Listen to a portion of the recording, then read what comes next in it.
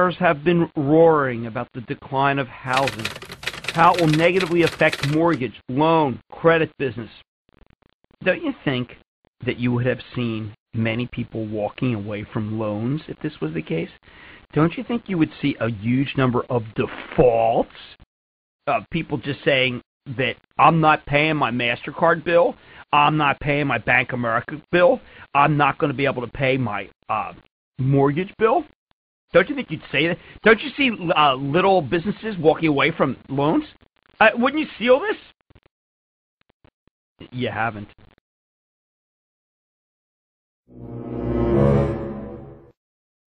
Welcome to Wall Street Confidential. I'm Farnoosh Torabi. Welcome, Jim Cramer. How are you? How are you?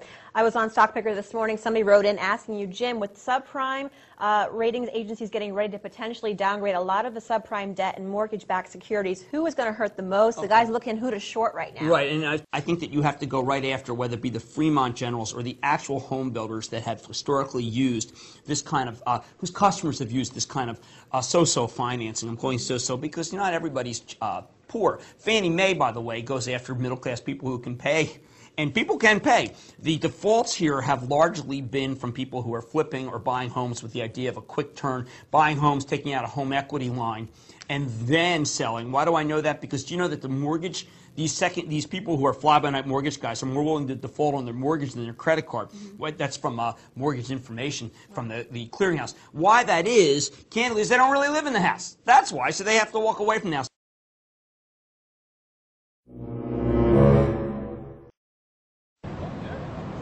We're talking real estate here on Wall Street Confidential. We're outside of we're in the financial district where, Jim, about 40,000 people are expected to come in to this area. It's like Penn State. I went to Penn State. It's like my whole campus is moving in here. This is clearly a hot market. This is the only area in the country, and I've now been through every home builder that's in America, public home builder.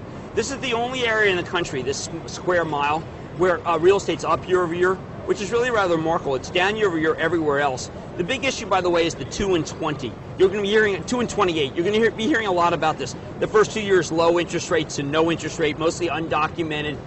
They will reset. The big bulge of reset will be October of this year to February of next year. Most of the people who took these mortgages can't pay them. I'm looking for a 100% default on the 2 and 28. 100%. The bears are looking for 50%. I'm saying that they're foolish and way too optimistic.